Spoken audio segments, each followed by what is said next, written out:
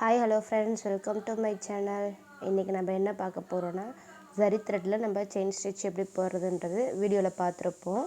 இன்றைக்கி நம்ம என்ன பார்க்க போகிறோன்னா, நம்ம உக்காந்த இடத்துல இருந்து நம்ம எந்தெந்த டிசைன் எல்லாம் போடலாம், எந்த மாதிரி போட்டால் நமக்கு ட்ரைனிங் ஆகும் அப்படிங்கிறத தான் பார்க்க போகிறோம். நான் வந்துட்டு பாக்ஸ் டைப்பில் எடுத்திருக்கேன்.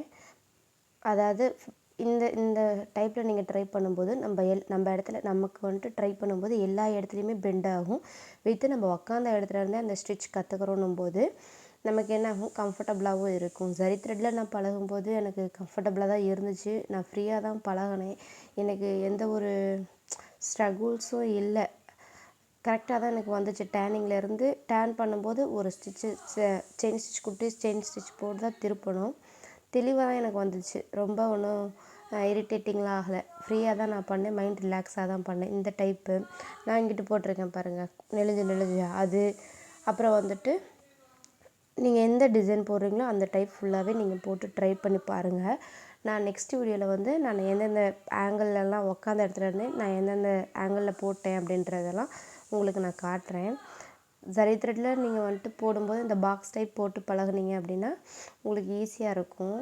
நான் அந்த சைடு உக்காந்துட்டு இது வரும்போது எனக்கு கையும் இந்த மாதிரி பொசிஷனில் தான் திரும்பிச்சு. பட் கை திரும்பவே கூடாது. நான் வந்துட்டு இப்போ எனக்கு கேமரா ஸ்டாண்டு பர்ஃபெக்டாக அமையலை. நான் வந்துட்டு ஆர்டர் போட்டிருக்கேன். என்னோடய கேமரா ஸ்டாண்டு வந்ததுக்கப்புறம் நான் வந்துட்டு நல்லா பண்ணது வந்துட்டு உங்களுக்கு வீடியோ எடுத்து போடுறேன். இது நான் வந்துட்டு ப்ராக்டிஸ் பண்ணும்போது எனக்கு வந்த ஸ்ட்ரகிள்ஸ்லாம் நான் இப்போ உங்கள் கூட ஷேர் பண்ணிக்கிறேன். இந்த மாதிரி தான் நான் கையை மூவ்மெண்ட் பண்ணேன். பட் இந்த மாதிரி மூவ்மெண்ட் பண்ணக்கூடாது. நான் இந்த மாதிரி தான் எல்லா பக்கமுமே திருப்பி தான் போட்டேன். ஃபஸ்ட்டு போடுறோம்ல, நார்மலாக எனக்கு என் சைடு வரும்போது சேஞ்சஸ் நான் பர்ஃபெக்டாக போட்டுட்டேன். பட் வந்துட்டு எல்லா ஆங்கிள்லேயும் திரும்பும்போது எனக்கு வந்துட்டு ரொம்பவே கஷ்டமாக இருந்துச்சு. கை ரொம்ப நான் ரொட்டேட் பண்ணி இந்த கட்டை விரல் பிடிச்சிருக்க இடத்துல ரொம்பவே பெயின் இருந்துச்சு. பட் போட எனக்கு ஈஸியாக தான் தெரிஞ்சிச்சு.